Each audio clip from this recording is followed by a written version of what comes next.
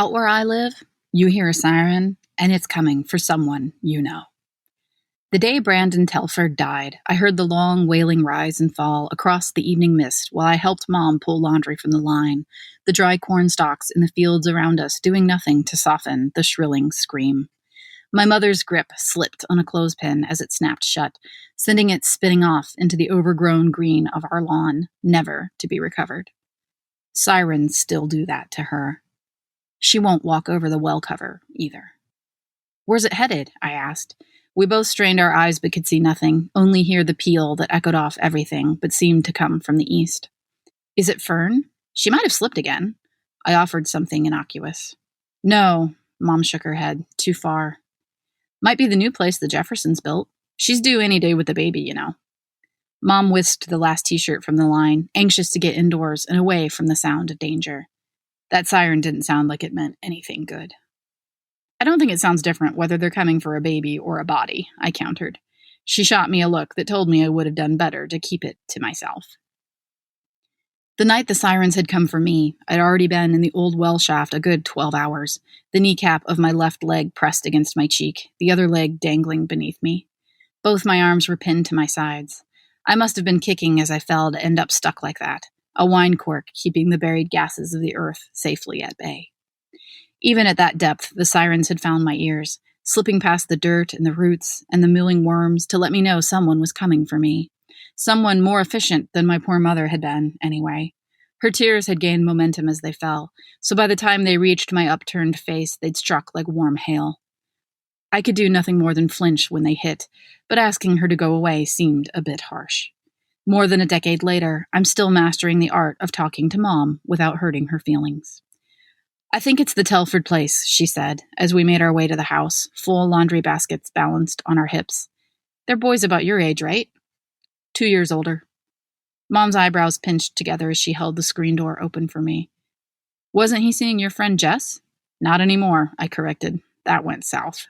She looked to the east once more, where the pulsating red and white lights bounced off the twisted black tops of the trees in the Telford front yard. "Hope it's nothing serious," Mom said, "for Jess's sake." "They broke up," I repeated, dropping my basket onto the hardwood floor.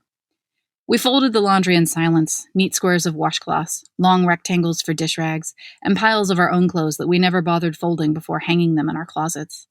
Another squad came, this one blowing past our house and sending Mother out to the front yard, hand to her mouth. She's never learned how to control panic, something I've had on autopilot from the womb, it seems.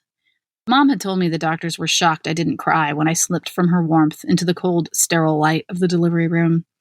I suppose that's a gene that must have come to me through Dad, though it failed him at least once in his life. I guess it might be specific to life-threatening situations, which getting your girlfriend pregnant doesn't qualify as. At least, not for most people. I don't have the luxury of asking him how our shared stoicism works. I've never met the man. With only one parent in my life, I should have clutched onto Mom, but falling down the well had starkly eliminated the differences between us. Once she fulfilled the initial obligation of finding me, she didn't have much else to offer. She slumped by the grapevine I'd been collecting fruit from, getting a vicious splinter in her ass from the shattered boards that had covered the old well until my little feet burst through them. Her voice, thick with tears, carried down to me, and that in itself had been an escape from the closeness of everything but the existence of very little. Her lack of control caused an odd calm to settle over me. I couldn't fall further. I couldn't climb. I had time to think, and even something to eat, if it had been possible to bring the cluster of grapes still clutched in my hand up to my mouth. When the fire truck got there, somebody had the big idea to drop the hose down to me, but since my arms were pinned, there wasn't much I could do other than bite it. I tried to yell up to them that my arms were stuck, but my voice ricocheted, coming back down to inform me that my arms were stuck. Some genius dropped me a walkie-talkie, but all that did was bounce off my face and rest on my shoulder. It proceeded to ask me, with a fair amount of static and the occasional break-in of the local AM channel, if I was all right, which was so ridiculous I probably wouldn't have answered even if I could. Finally, someone intelligent had tied 2 tin cans together and dropped one down to me. I could talk. I could hear. I didn't have to press a button. I would have been profoundly grateful, except whoever did it was so excited about their bright idea they didn't rinse out the can. There's a nice big piece of pork from a can of pork and beans stuck on my nose in the newspaper picture to prove it. That and a black eye from the damn walkie-talkie. I looked scared in the picture, which was just as well. People expected a 5-year-old who'd been rescued from a well shaft to look that way, and it wasn't hard to fake after something brushed up against me from below. Most people assumed that the claustrophobia was the worst part, so I let them think it. I didn't tell them the worst part was discovering the space beneath me. Mom came back inside, brushing a few stray tears from her face. "It looks bad, honey. 3 squads now." "Okay," I said, tossing the last of my t-shirts onto the misshapen pile of clothes.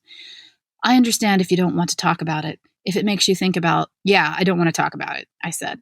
I took my laundry and headed up the stairs to my room. They hadn't let me not talk about it for a while. Cops, doctors, shrinks, my mother. As if stringing words together into sentences, or using only the black crayons out of the packs of 64 would actually help anyone. I couldn't draw what I hadn't seen, and there wasn't a color for nothing. That's what had been underneath me. My 5-year-old brain had finally processed the fact that my loose leg was swinging to pass the time until my rescuers got to me. It swung out into nothing, jauntily ticking away the seconds, blissfully unaware that its very freedom meant something was horribly wrong down there in the dark. The limitlessness of the nothing beneath me had sent a shockwave through my little brain, causing me to cry out into my lifeline, the pork and beans can shuddering with the force of my shout. The man on the other end had reassured me that everything would be all right. They were drilling a shaft parallel to me and would be there within minutes, if I could just hold on, or if I wanted to talk. I didn't have a lot to say, other than 4-letter words I wasn't supposed to know, and "there's a piece of hot dog on my face and nothing underneath me." So I kept my mouth shut, the fear firmly clamped inside. Seconds before the invasive light of a headlamp broke through the earth beside me, I realized that nothing was preferable to something. I don't know if it had been there long, watching my swinging foot with curiosity, or if it was only passing along its subterranean world, oblivious to the fact that I'd landed in it like a falling star. But it felt like an acknowledgement when it tugged on my foot, a recognition of my existence, or an attempt to be recognized itself. The first thing I said when they pulled me up was, "It took my grapes." Which was quite true. My little fist had curled protectively around the clump, some primordial sense wanting to fight since I couldn't flight. But the tug that had started with my foot moved onto my hand, and I had known I didn't want it to keep going, like the boa constrictor in the song that Mrs. Johnson made us sing every week. Mrs. Johnson is still forcing kindergartners through to that inevitable end. Just the week before, I'd heard them making overly dramatic gulping noises as I ushered a tear-stained Jess through the halls, past wings we weren't supposed to be near in an attempt to find her some privacy. Somewhere like the primary section, where tears meant your puppy had died. No one there would think that Jess had found out the hard way some boys don't stop when you tell them to. I plunked my laundry basket onto my unmade bed and went to the window. Squads still littered the Telfords' front lawn, but their lights were dead, the sirens silenced. Whatever emergency they were called to had been handled, or resolved itself. My own ambulance ride had been anticlimactic, any sense of urgency undercut by my adamant denial that I wasn't hurt in the first place. My mother hyperventilated and passed out beside me, her clawed hand curled around my grimy one. The medics focused on her, which made them feel useful. Once I was securely tucked into a bed at the hospital, I curled into a ball and faced the window, relishing the sight of the stars. Mom collapsed into a chair by the long windows, exhaustion pulling her down into sleep, along with some assistance in pill form from a sympathetic nurse. The single sheet they'd given me had been thin, and I shivered as I watched a spider on some mysterious mission cross the window inches from my nose. I blew on him, unable to fight some inexplicable impulse. His legs rolled towards his abdomen and he dropped to the radiator with a tiny metallic noise, as dead as the mummified flies he'd joined there. I didn't think much of it until the next day, when my flowers began to wilt. At least, the ones that I had pressed against my face. The psychiatrist told Mom that my reluctance to let her touch me wasn't all that unusual after having been trapped for so long. I needed my space, he said. I suppose she kept telling herself that as the years passed, spreading the word so there were no awkward moments at family reunions when someone came in for a hug and I shoved them away. As I got older, I imagined the scenes playing out in my distant relatives' houses. Remember the girl who fell down the well? Don't try to touch her. She's still a little bit different.